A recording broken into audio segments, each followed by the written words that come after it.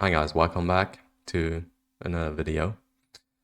Today we're gonna be watching Dead Space, the most horrifying sci-fi game. I kinda agree. It's a very horrifying sci-fi game. And the video is from Ghost Waves, so go check out their channel. This is the first time I'm watching anything from them, so I don't know what to expect, but anything Dead Space is already good. Before we start though, let me address some comments from the previous week of videos. So I always do like weekly recordings. Was missing a word there. So yeah, you can expect me to respond to criticism or anything like on Tuesdays most of the times. So yeah, bigger cam as you can see. Also, some people like you are complaining about me doing reaction videos, but why are you even clicking on the video? I mean, it says reaction. Why are you willingly clicking on something you don't want to watch? That's just something I don't understand, but that's the internet for you, I guess. So if you're still here and expecting anything other than a reaction video, even though the title is a reaction, what are you doing here? Honestly, I got no clue what you're doing here, but if you are here for me and the video, then you are welcome to stay. I will also try to take more pauses and yap more, since that is what you guys want. Dead Space is a nightmare set amongst the stars. As someone who's always gravitated towards the horror genre, specifically its sci-fi and cosmic variants, Dead Space had very little resistance, captivating my attention and quickly becoming one of my favorite games. Dead Space is also one of my favorite series. I started playing the first one when I was too young to be allowed to play it. I played it with my dad together. It was a great time. I just played the new one on release, and I also have a challenge run on the channel. So with the impossible difficulty and also pulse rifle only. So if you want to check that out. History and interest in horror started as a simple attempt to seek out media that scared me, but over time, it turned into a genuine curiosity towards the craft behind it. Part of the reason why is Dead Space. I believe this game is one of the best examples of how to translate the existential dread of a spacefaring future into an interactive experience, where the scariest moments are the ones you are in control of.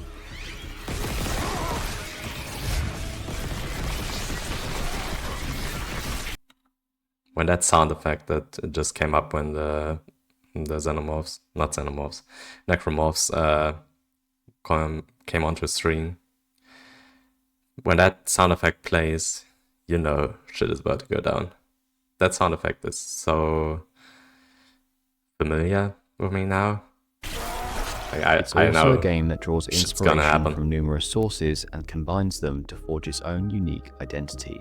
This video is therefore a love letter to Dead Space, to the ingenuity of Visceral Games' original iteration and EA Motive's ability to faithfully recreate it. Content warning, this video contains content some might find disturbing. Viewer discretion is advised. I'm just gonna read it because you can't, this part is a little blocked. Also, please, give me a Dead Space 2 remake. Thank you.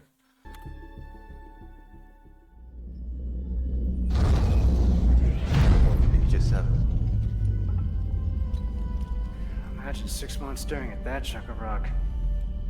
The star of the show is the setting. Similar to BioShock, Dead Space traps the player within a single location. BioShock, another great series. Also, played it when I was way too young, but man, those games are good. Infinite remake?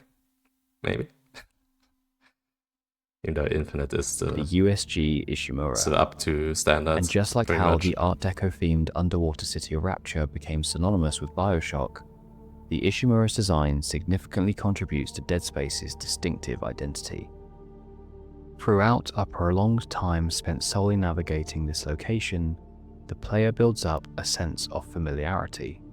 If you're like myself and a fan of the series, you probably share my strange sentimental attachment to this haunted house in space. At first, I found it difficult to articulate why, as the Ishimura is not a pleasant setting. The 62-year-old planet cracker is a hulking spaceship that casts a colossal shadow over the nearby planet, Aegis 7.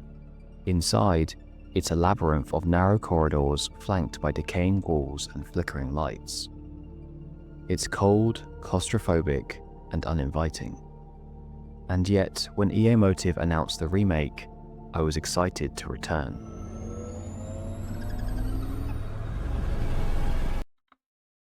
Out of their limbs. Something he mentions here, like when you spoilers for Dead Space 2, so if you haven't played, don't listen for like 10 seconds. When you go back to the Ishimura in Dead Space 2, that feels like you're going home in a weird kind of way. But that feeling is just great. Like you go through the same corridors that you went through in the first game. Series Just an creator amazing Glenn feeling. Schofield cited Event Horizon as the game's visual inspiration, something that can be confirmed by looking at just a single frame of the film. But I can also see notes of Alien, specifically the opening sequence of the original 1979 film, with its establishing shots used to direct us through the Nostromo. And just like the Nostromo, there's beauty to be found in the Ishimura's harsh edges.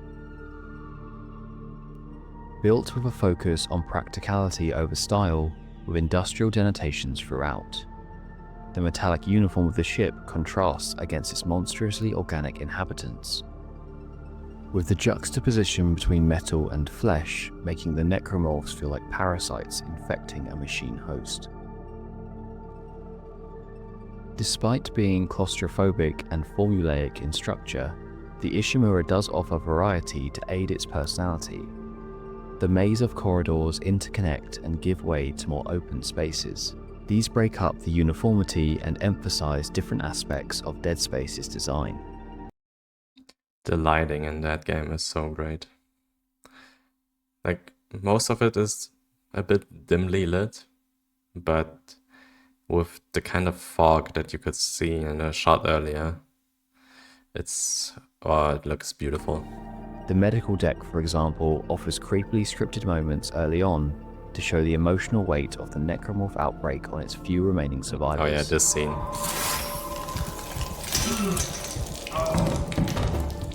Whether their insanity is a direct effect of the nearby proximity to the malignant marker, the stress-induced psychological damage by the traumatic situation, or perhaps a combination of both, the end result is the same.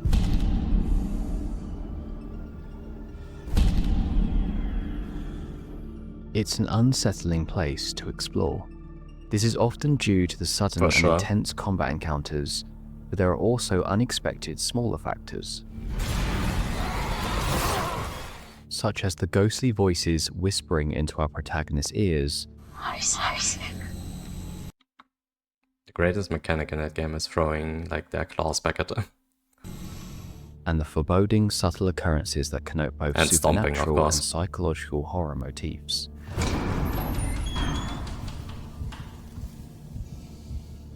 A combination that's used to create mystery within the story, raising the question as to whether the Ishimura is haunted or whether our protagonist's sanity is in decline. These minor moments foreshadow Both the probably. latter, something that would become an important story element of Dead Space's climactic finale and its sequel.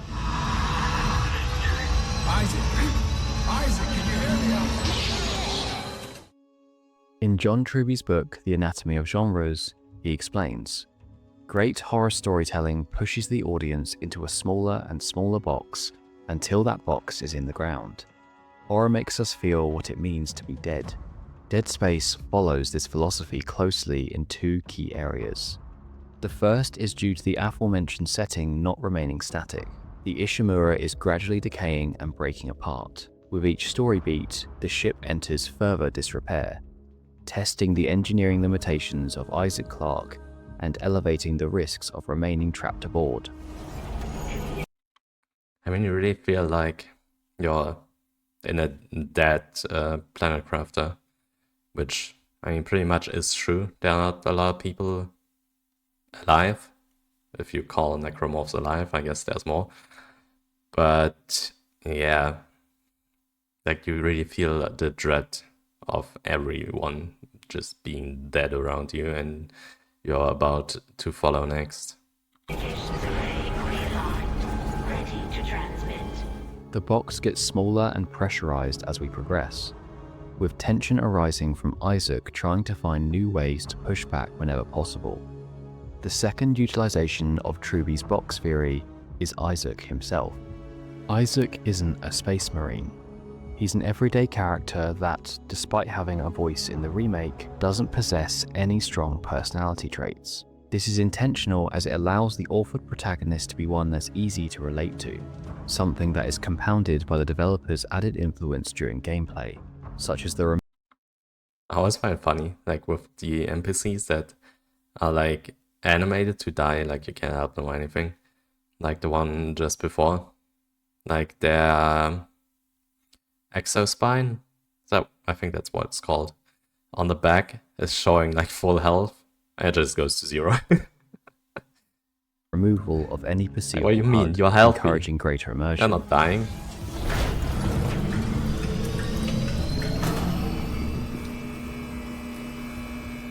We even share Isaac's heartbeat, which rapidly pounds at intense moments, almost tricking us into believing it's our own.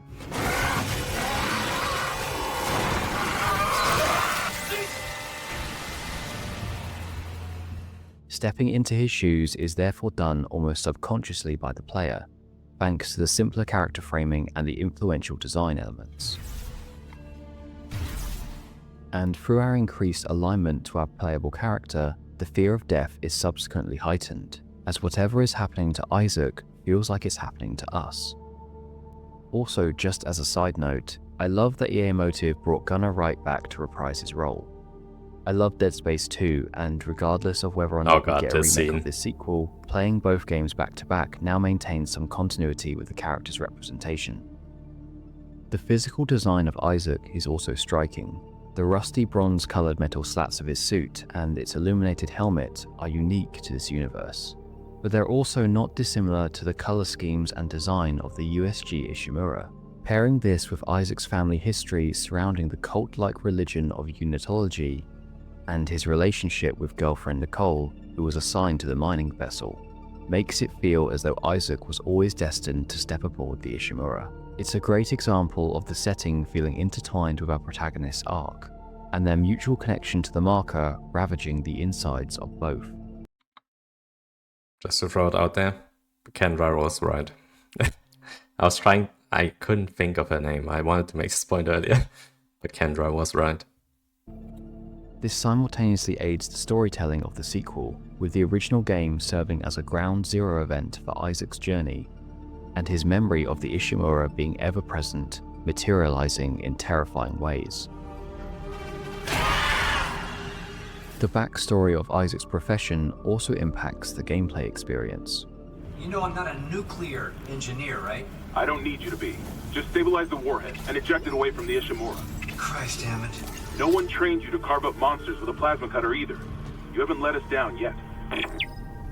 As an engineer, his choice of weaponry is unconventional, but as you've probably noticed from the footage, I often resort to using just one weapon from his arsenal, the plasma cutter. The plasma cutter is just the best weapon. It feels great to use.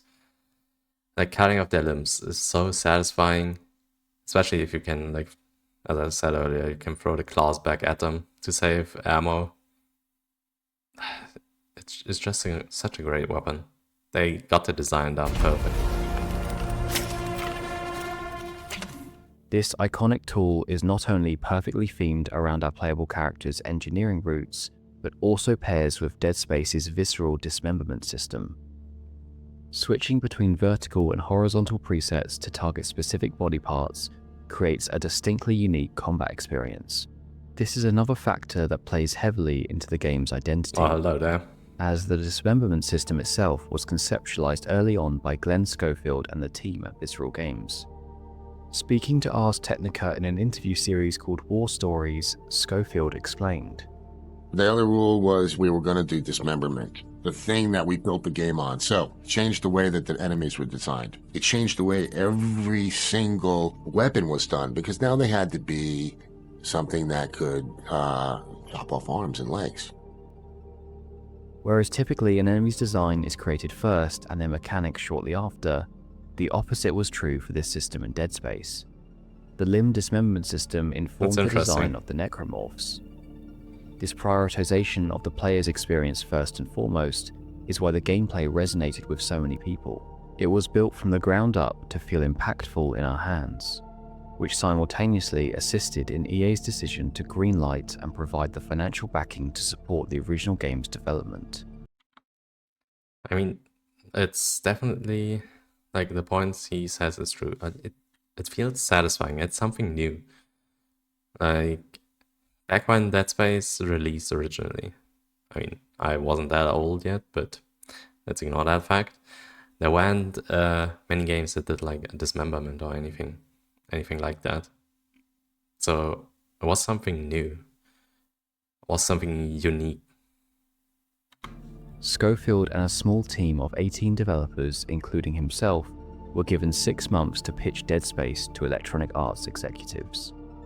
Rather than use this time to distill the idea behind the game into a cohesive design document, Visceral took a different approach. They created a 15-minute playable segment of the game which acted as a vertical slice of the final product. The experience of playing this short internal demo instantly won the hearts of the publisher, and whilst modernized in the remake, remains largely untouched, its strengths dating back to its 2009 roots. Separate to the plasma cutter, Isaac does possess a wide array of weapons. The flamethrower in the remake is really good. Due to the limited number of upgrade nodes, I typically like to focus on prioritizing only one other weapon to ensure I can upgrade it in tandem with the cutter. In this recent playthrough, I chose the pulse rifle. I did like plasma cutter and mostly flamethrower, but a pulse rifle. My first playthrough of the remake. As I said earlier, I did a pulse rifle only, where I pretty much only used it once you could. I think before I just punched. I don't remember. It's been a while. Generally speaking, this is one of the weaker options in the game, but I couldn't help but feel satisfied by its punchy and rapid firing.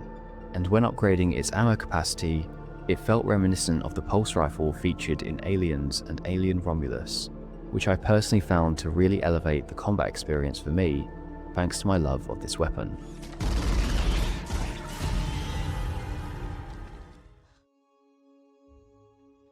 Romulus Designing was the an dismemberment interesting system movie. first and using it as a core component of Dead Space meant the necromorphs had to accommodate this, creating some of the most disturbing looking monsters I've seen in a game. Their elongated limbs drawing inspiration from grotesque body horror films like The Thing. And just like the parasitic alien in that film, following a non-conforming anatomy allowed Visceral to push the boundaries of their monster designs to uncomfortable limits, with numerous permutations of the marker's offspring creating a heightened shock factor for players. I'll always remember the first time I defeated a pregnant necromorph, only for its facehugger-like spawn to rush out of the corpse and attack me.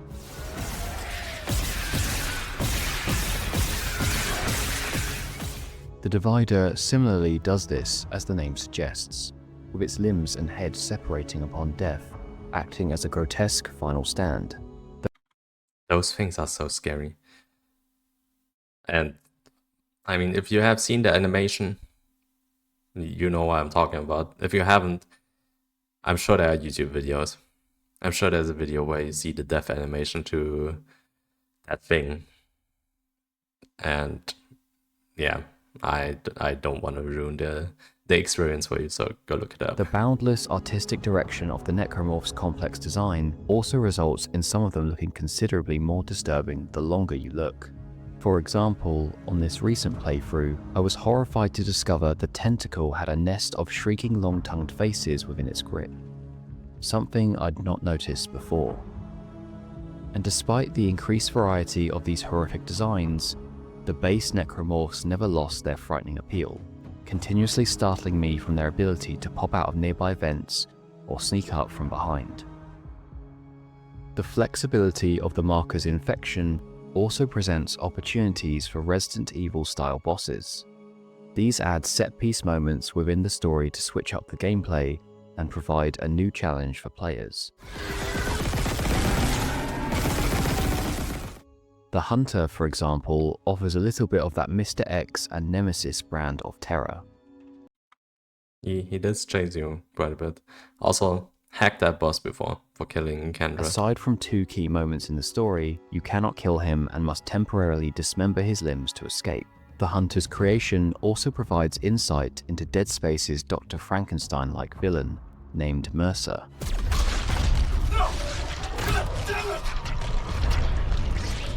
The slow death. Stasis. Who serves as the epitome of Unitology's darkest corners. Another notable boss is the Leviathan. Can you really call Mercer a villain? He does some evil shit, yeah.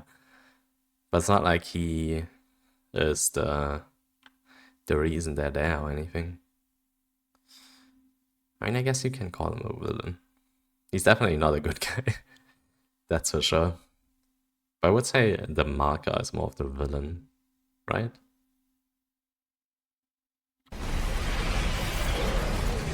I'd have to dive deeper into that topic. Example to the extent of the marker's influence. Forged from a biomass of colonists and suggested access to food preserves, this massive and disgusting being is also a resilient one. Taking narrative liberty from Ripley in the original Alien, Isaac jettisons the giant monstrosity into space, only to discover its remnants latched back on to the Ishimura. It's the Leviathan. It must have snagged on the comms array after we spaced it. A gameplay opportunity for a follow-up encounter, whilst also a suggestion towards the infection's unyielding self-preservation and determination to spread. That is such a cool fight, by the way. Like you're flying around in space, almost no sounds. It's really nice. Even though I don't quite remember how the controls were in the original. I think they were a bit jank, but understandably so. Compared to today, like today the controls feel really good. Dead Space also does this with the supporting character Chen, who quickly succumbs to the necromorphs during the opening, with the scene of Hammond ejecting his converted monstrous form in an escape pod. I always forget the importance of this moment, assuming it's just an emotional beat for the narrative, only to later remember this escape pod gets picked up by the USM Valor, a ship that at the time was supposedly answering our SOS beacon and definitely wasn't carrying an atomic warhead.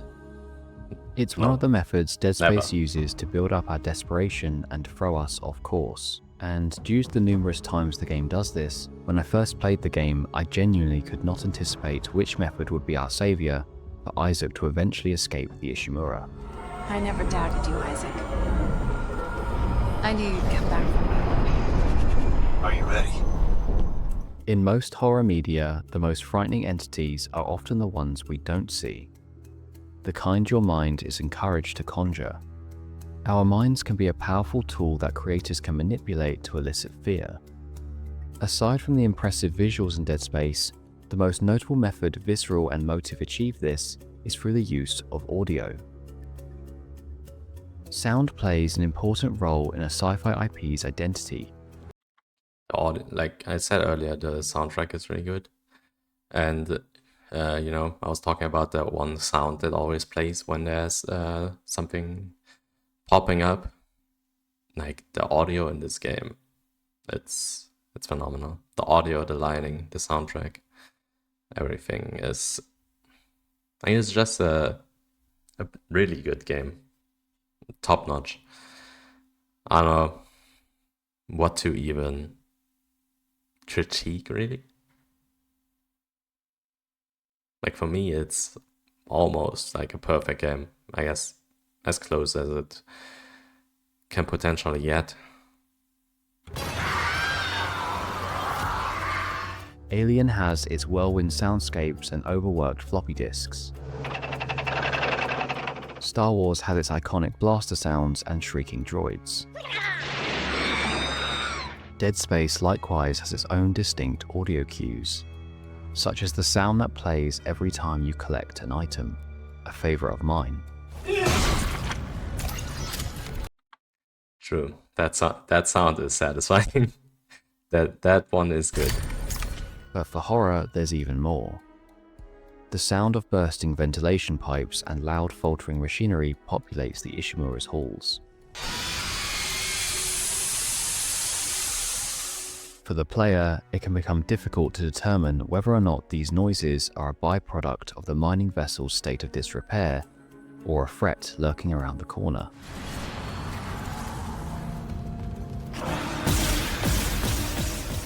Keeping us on edge with a heightened sense of tension and connotation. This room, why is it so loud? Like I get that's an engine room, but man, this room is the loud. Idea that there are very few safe spaces aboard this ship. And through Dead Space's combination of audio and visual cues, a consistently nerve-wracking atmosphere is produced, encouraging players to move slowly. This deliberate slower pace and anticipation is an important aspect of horror media, one this game excels at. Don't do it. Ah. She did it. Another key component is the story placed on top of this horrific atmosphere. It's often tempting for creators to design a story which serves as a conveyor belt to take audiences and players from one scare to the next. Dead Space does follow this approach to some degree. It's the purpose of the subplot surrounding the Ishimura's failing systems. This B story serves the gameplay by directing us towards the next frightening moment or combat encounter, as Isaac carries out various repairs to sections of the ship. However, it's the main story that serves as the emotional heart of Dead Space, the narrative surrounding Isaac, Nicole, and the marker. The game does a great job of setting up the premise under the guise of a simpler structure. On the surface level, this is the story of a man searching for his girlfriend. Nicole? Yeah. First I've heard from her in weeks. We're 5 minutes out. You still got that thing on repeat? Guess you really miss her. I mentioned earlier that Dead Space frames Isaac's character around relatability. I forget. Like Isaac knows pretty early that Nicole isn't alive anymore. I can't quite remember when. It's been a while since I watched Dead Space content, but he knows pretty early. Ensuring we are aligned with Isaac's goals and desires. With the mystery... I think it's even before he goes onto the ship. Like he basically knows. Surrounding Nicole's state and whereabouts being the driving force propelling us forward. After spending many hours in alignment with Isaac, we finally learn the truth. But what's surprising is that we supposedly aren't learning this at the same time as our protagonist. Right. There we have it. Like in the end, you watch the full video, so you know that she wasn't to be found in any way. I guess in one way, not in the alive way though. Through the whole story, like it was basically a mission without an objective. Nicole's been dead this whole time. You just couldn't handle it, could you? Yep. That's why I said Kendra was right. She knew. she knew why we did the things we did. Because if she's gone, at least now it'll be in safe hands. The marker won't turn anyone else into its puppet. There are two main interpretations for this scene. One in which speculates that Kendra Daniels edited Nicole's final transmission during the opening, which is why Isaac suspected but never knew her fate. The other is the belief that Isaac knew about Nicole's suicide from the very beginning. I can't speak to which one is deemed canon, but there is dialogue in Dead Space 2 which seems to allude to the latter. The idea that he knew the whole time is also my interpretation, and it was a revelation that whiplashed me out of the alignment I'd spent hours immersed in beforehand. So I'm going to base my discussion on this basis. Creating a cohesive story without revealing a plot twist like this is not an easy endeavor. The breadcrumbs a developer leaves need to be subtle enough to make the player feel as though something is amiss, without being too obvious as to why. Isaac, I lost your rig signal, like Hammond. I'm good. I got the SOS beacon. Nicole helped me out. Nicole's there. We got separated. She'll find her way back. She's a trooper, huh? I love that one line from Kendra. She's a trooper. Fully knowing that Nicole isn't there. I think at this point Kendra knows already. I think it's safe to say many of us recognized this wasn't Nicole. The glitching terminal screens and lack of rig ID during our calls are clear indicators of this. But this mystery created an expectation that Isaac and I were going to discover the truth of Nicole's death together, not the reveal that he had known the whole time. So few games have created this sort of shock factor, with the most notable being BioShock's iconic "Would you kindly" twist. Would you kindly head to Ryan's office and kill the son of a bitch? Yeah, BioShock and Dead Space have a lot of, not similarities, but things they do similar. I guess you could call it similarities. I wouldn't though, because the games are so vastly different. But when it comes to things they do really well, that at that point in time, not a lot of games, or practically no game has done. Like they were on top. And yeah, I can just say it over and over again. Those two series, like if you haven't tried them out and you like, horror with a bit of shooting, like definitely go check them out. The games are not that expensive anymore, I'm pretty sure. Like Dead Space, I guess the remake is still a bit expensive. I have no idea. If they're on sale, they're probably like, what, 10, 20 bucks. So, yeah. And BioShock, the games are pretty cheap on sale, I expect as well. They all have remakes as well. BioShock 1 and 2 do have a remake. As I said, I hope Infinite gets one at some time. And Dead Space has a remake, and 2 doesn't yet. Fingers crossed. And I don't know what they're gonna do with 3, because Dead Space 3, it's not the same Dead Space anymore. It's not the series you fall in love to with the first 2 games. Developers implementing so many systems and story elements to encourage us to relate to Isaac, only for us to reach the end and realize we didn't know him as well as we thought, will always be a huge factor in why Dead Space is special to me. I felt betrayed, confused, but also genuinely sympathetic towards Isaac. From a narrative perspective, it gave Isaac a lot more depth than I previously gave him credit for. Yes. There's only one man I trust now. He stepped aboard the Ishimura willingly. Upon discovering the horrors inside, he continued to push through to search for Nicole, despite already knowing it was meaningless.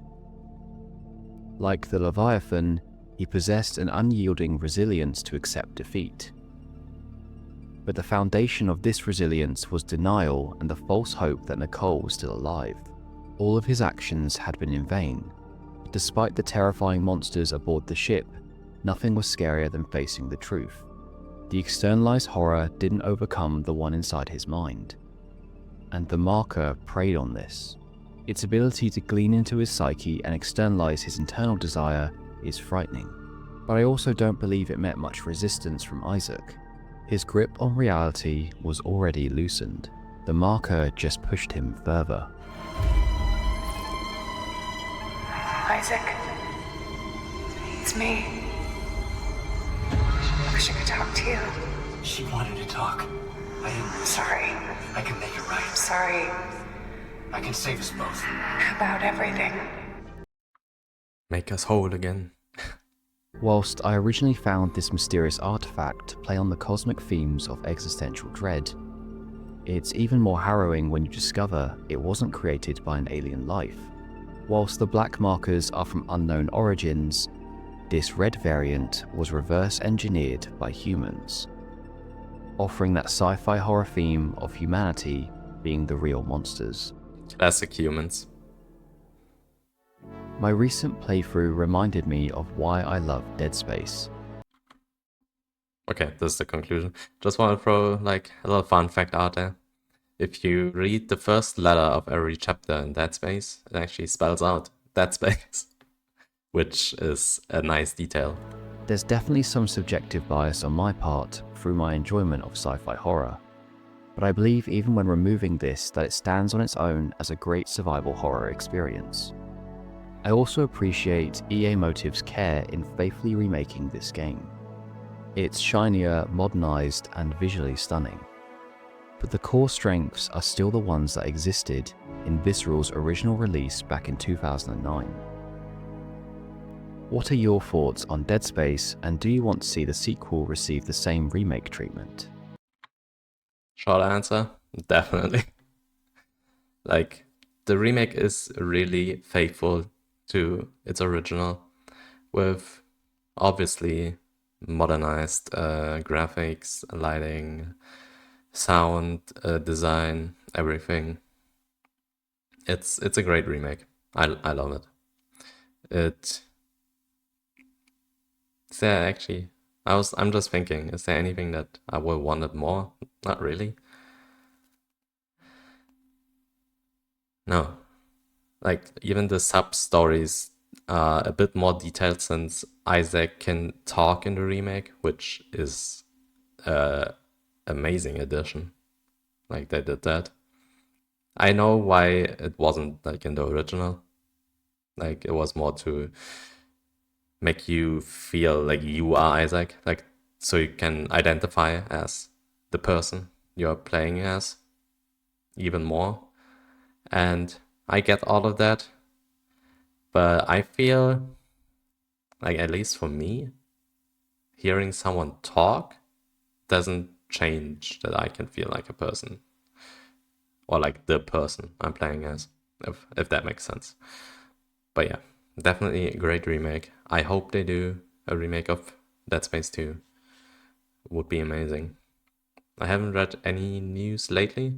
I did hear that the remake sold pretty well, so fingers crossed, but yeah, you never know. Feel free to let me know in the comments. If you enjoyed the video, you're more than welcome to subscribe to the channel, as there's plenty more on the way. I did enjoy it. And thank you for watching. Whether you're already a subscriber or a new viewer stopping by, I really appreciate you making it to the end. It means a lot, and I do hope you enjoyed it. Until next time, I'll see you later. Alright, before I let this last bit play out, definitely go subscribe to him. I'll show it again here at the bottom. Ghost Waves. Like, this video was really good. I enjoyed it a lot. Like, he has a nice voice to comment these things. Has a lot of interesting points about it as well. And yeah, I'll definitely check out more of his videos. I don't know from when this is. I can check after. So maybe there's more Dead Space. Let's see, Easter egg. Soon may the Guardian come to save our souls and take us home. One day when the fixing is done, we'll take our leave and go.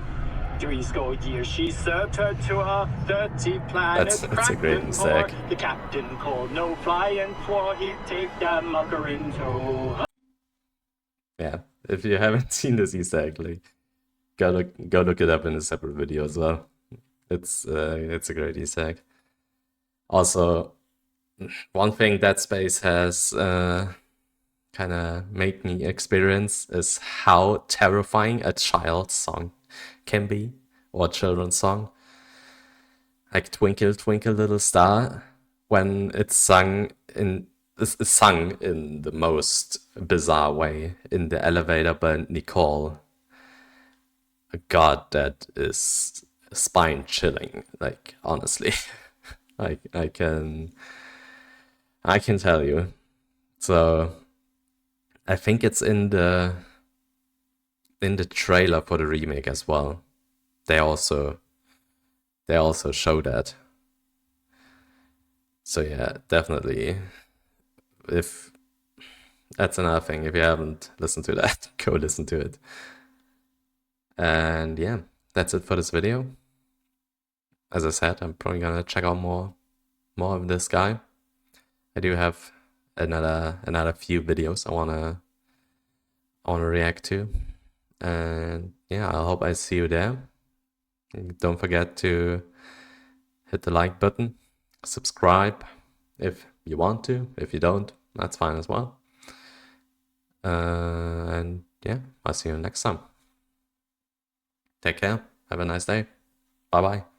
Thank you so much, guys, for watching the video. I hope you liked it. If you did, please leave a like, go subscribe, and follow my Twitch for even more content. See you next time. Bye-bye.